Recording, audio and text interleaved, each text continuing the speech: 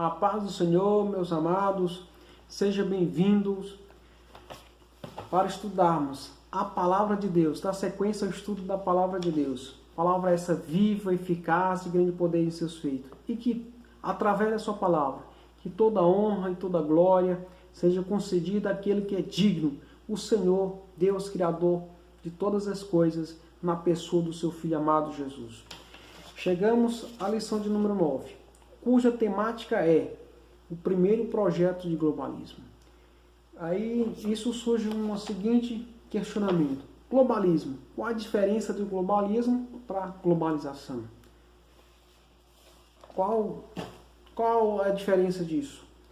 E aqui a temática, nossa temática, ela se encontra ali nos livros de Gênesis. Ressaltamos a questão do livro em Gênesis no capítulo de número 9.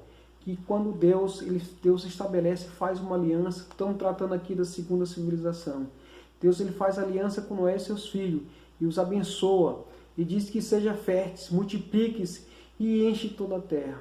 Deus abençoou ele de maneira especial, e ali ele falou para Noé e seus descendentes, que não seria destruído mais com água. E na sequência, no capítulo 10, lá mostra a questão da formação dos povos, das nações, dos primeiros povos, das primeiras nações. Ali mostra como exatamente os povos foram constituídos, as nações foram constituídas. E no capítulo 11, trata ali da questão da intervenção, da construção da Torre de Babel e a intervenção de Deus ali naquele evento. E nesta lição vamos estar estudando o seguinte, a questão do globalismo. E o que seria o globalismo? Globalismo aqui é o seguinte, seria doutrina contrária àquilo que Deus determinou. É de alguém exatamente com uma doutrina contrária, extremamente contrária àquele propósito que Deus estabeleceu, que Deus determinou. Doutrina contrária que Deus determinou. E aí o que acontece? Em virtude disso, Deus ele intervém na humanidade, ali para que se cumprisse os seus propósitos. E depois, dando sequência, alguns séculos depois, Deus escolhe Abraão, chama ele para fazer parte de um propósito maior, um propósito. Deus chama ele e ele aceita o convite para servir a Deus, exatamente, e através de Abraão, que seria bendito todas as famílias da terra, porque Deus é grandioso e através dele hoje chegou esse evangelho a nós, porque chegou a Abraão, o seu descendente, e foi esparramando. E ali se cumpriu para que a palavra do Senhor chegasse a nós. Se cumpriu ali que Deus ele falou lá no Éden, que da semente da mulher nasceria um que esmagaria a cabeça da serpente. E veja que, seguindo essa sequência genealógica, Jesus ele nasceu da semente da mulher, cumprindo o que Deus estabeleceu lá no Jardim do Éden. E ali a promessa para Abraão disse, olha Abraão, em ti serão benditas todas as nações da terra. Jesus nasceu dessa tribo e através do sacrifício de Jesus e o receber a ele, porque Deus amou o mundo de tal maneira que todo aquele que nele crê, recebendo o Senhor, será bendito, porque estamos debaixo do guarda-chuva da salvação do Senhor. A lição também trata o primeiro tópico trata da segunda civilização humana. Por que segunda civilização? Não estamos tratando aqui em aspas, porque Noé é descendente de Abraão, de Adão. E Adão, todos os descendentes de Adão, que não entraram na arca, se consumiu com o dilúvio, porque estavam andando longe dos caminhos do Senhor. Somente Noé e seus filhos, eles sobreviveram, porque estavam no propósito de Deus, obedeceu aquilo que Deus determinou. A apostasia de Cã e de Canaã. Isso aqui, esse evento trata que Noé, após o dilúvio, ele plantou uma vinha. E essa vinha, ele se embriagou, tomou vinho e se embriagou, e o seu filho, ele viu a sua nudez. E, naquele tempo, ver a nudez do seu pai era algo extremamente terrível, desrespeitoso. Era diferente dos nossos dias atuais. E então o que acontece? Aqui no capítulo 9, lembramos porque de Canaã. Porque Deus, aquilo que Deus abençoou, ele não é desabençoado. Deus, ele falou o seguinte ali lembramos quando os filhos de Israel foi contratar Balaão para amaldiçoar os filhos de Israel. E ali ele não podia, Balaão falou o seguinte, ó, que não podia amaldiçoar, porque aquele povo, o Deus Altíssimo, já tinha abençoado. Então o que acontece aqui? Noé, ao saber que o seu filho mais novo, ele fez pouco da sua nudez, e os seus irmãos foram contar para os seus irmãos, ao invés de cobrir aquilo ali, os seus irmãos, ele veio com a capa, com as costas viradas, e cobre aquilo ali. E Noé, ele diz o seguinte, maldito seja Canaã, escravo de escravo será para os seus irmãos. Ali ele amaldiçoou Canaã em virtude daquele ato e coisa, porque Canaã já estava abençoado, que Deus abençoou, não poderia ser desabençoado. O enfraquecimento da doutrina de Noé. As escrituras não diz que ele tinha uma doutrina, mas ela diz o seguinte, que ele andava com Deus, ele era justo, então a sua justiça e esse relacionamento que ele tinha com Deus, exatamente ele foi achado nele, graça para que ele entrasse na arca e salvasse o mundo. Então ele tinha uma comunhão com o Criador. Então o que acontece? E naquele tempo era transmitido do pai para o filho.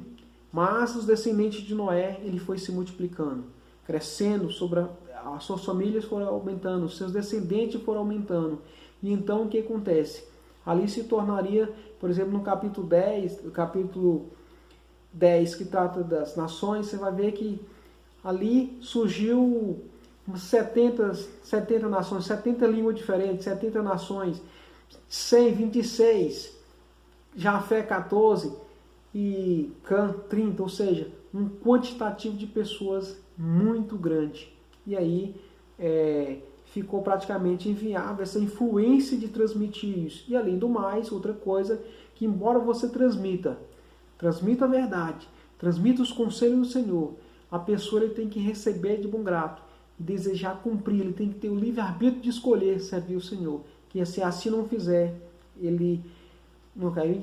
Esse motivo, um dos motivos por qual as pessoas já não estavam dando valor ali a sentar de repente, sentar na roda para ouvir os conselhos de Noé, e em virtude da grande quantidade de pessoas, eles se foram esparramando, se agrupando em famílias, em casas, e ali já passaram a não mais ter essa influência que tinha ali com sua família, quando a quantitativa de pessoas era menor.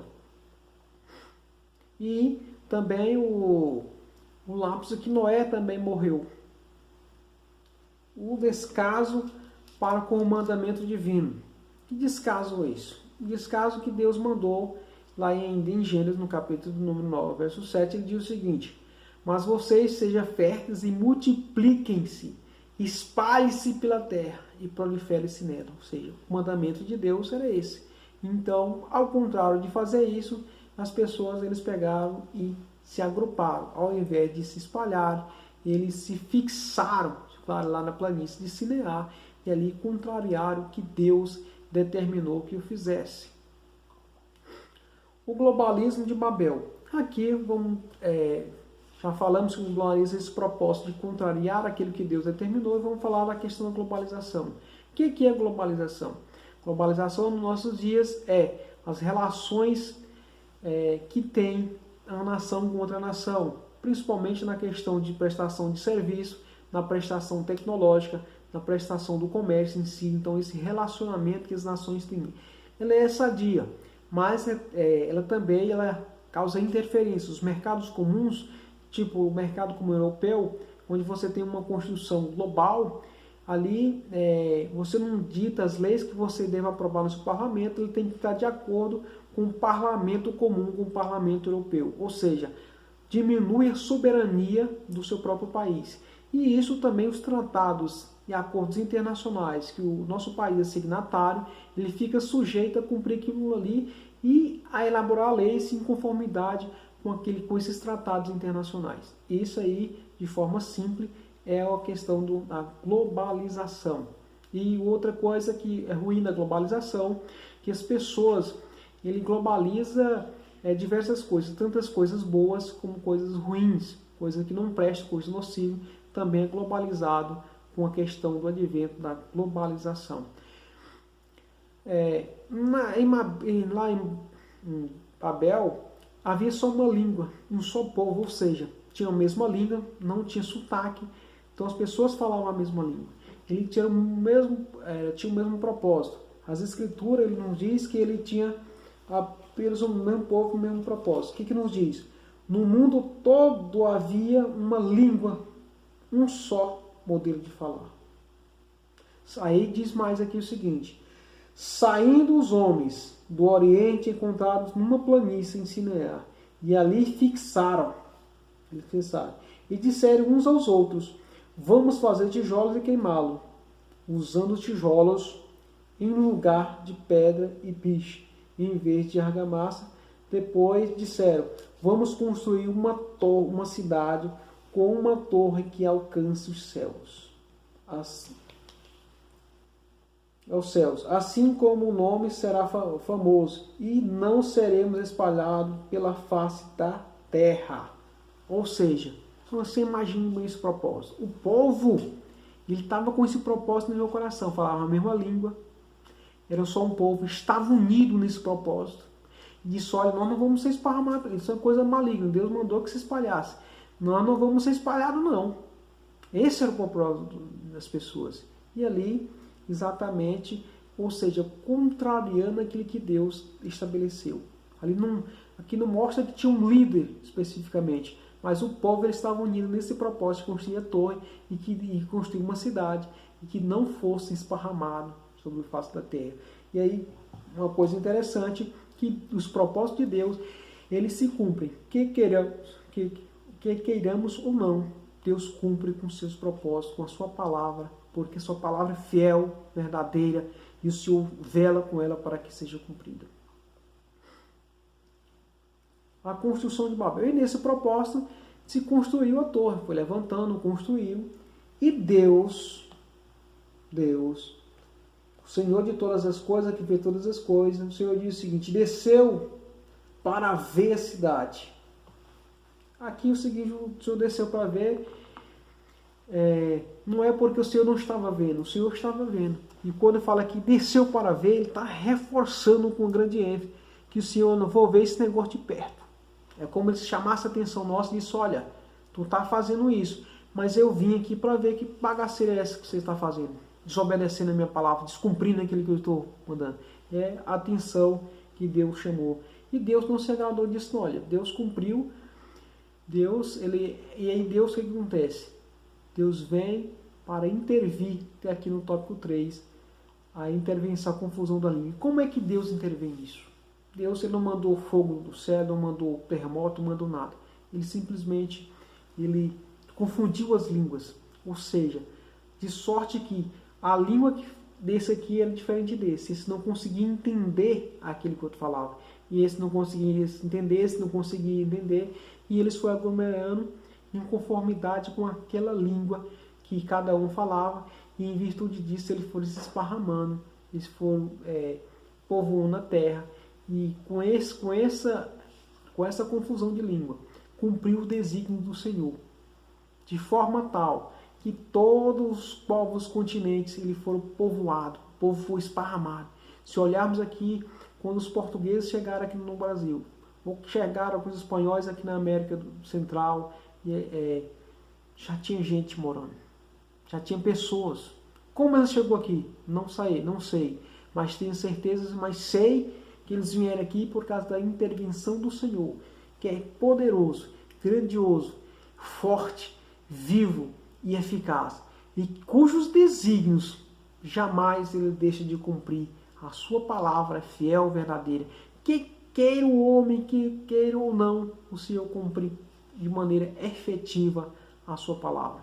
E aí surgiu-se as nações e o povoamento da terra ele foi de maneira completa. Deus também, Jesus, no seu ministério, a questão do idem, ele disse: olha, ele nos ensinou o seguinte, que deveríamos transmitir. Ele falou assim, que este evangelho do reino será pregado em todo o mundo, até os confins da terra, para todo aquele que nele crê. É o que Jesus disse para Nicodemos, olha, porque Deus amou o mundo de tal maneira que deu seu Filho unigênito para todo aquele que nele crê, não pereça, mas tenha a vida eterna.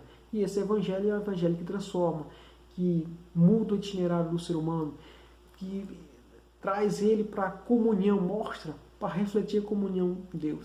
E aí tem um Consolador. E o Consolador é que ele entende, é que ele está à porta do nosso coração batendo. Se alguém ouvir a sua voz, que é a palavra do Senhor, e abrir a porta, e ele entrar, há mudança de vida. E glórias a Deus por isso. E cabe a nós apenas transmitir em tempo e fora de tempo. E no último item, que trata da questão da eleição de Sem. Após quase ali em torno de 300 anos, aproximadamente 300, de 200 a 300 anos, ali teve a chamada de Deus para Abraão. Deus chama Abraão e estabelece uma aliança com Abraão, chamando ele para um propósito. Chamou e disse: Abraão, sai da tua terra, da tua casa, no meio da tua parentela, para uma terra que eu vou te mostrar. E Abraão, pela fé, chamado de pai da fé, ele ouviu a voz do Senhor e seguiu exatamente conforme o Senhor ordenou. E aí esse chamamento de Abraão, você vê que na genealogia de Adão, ali passando vai Noé, e chega em Abraão, e Deus diz que Abraão e ti serão benditas todas as famílias da terra. Estava apontando exatamente para Cristo, que em Cristo serão benditas todas as nações da terra, ou seja, os povos, línguas, tribos, nações, as pessoas que aceitar Jesus, independente da língua que ele fala, independente do continente que ele esteja, independente do lugar geográfico que ele tem, ele é bendito porque o Senhor é que resgatou, é um Deus todo-poderoso para resgatar e salvar a humanidade.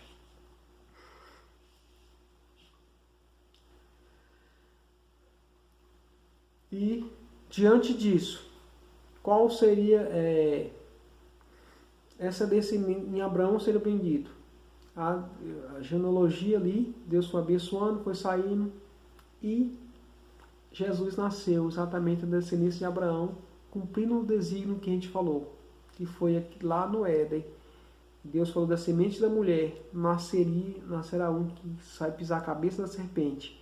Esse, o Redentor, o Cordeiro de Deus que tira o pecado do mundo, foi exatamente da genealogia de Abraão. Genealogia de Noé, genealogia de Abraão. Aqueles que ouviram a palavra do Senhor e buscaram cumprir, entender e compreender que o desígnio de Deus ele tem que ser cumprido. Diante disso, eu quero agradecer a todos e que Deus possa estar abençoando de maneira especial, de maneira extraordinária a sua vida. Abençoe de maneira grandiosa. Que Deus ele continue transformando, continue curando, continue salvando a sua vida. E nos ajude com as suas orações a estar dia por dia estudando para transmitir a sua palavra viva e eficaz e de grande poder em seus feitos. E que o Espírito de vida ele possa estar com você, concedendo paz, entendimento, sabedoria e servindo ao Senhor com alegria. Deixo aqui a paz do Senhor, a paz do Senhor Jesus, a todos aqueles que nos assistem, a todos aqueles que nas lições anteriores nos ajudaram a divulgar esse trabalho. E também em especial aqui o professor da EBD, lá da cidade de Cabo de Santo Agostinho, no Pernambuco, Alexandro, ao pastor Marconde, ao presbítero Alexandre. Que Deus os abençoe de maneira muito especial e que seja conosco na próxima lição, se Deus assim permitir. Isso para a honra e glória do seu nome santo. Amém.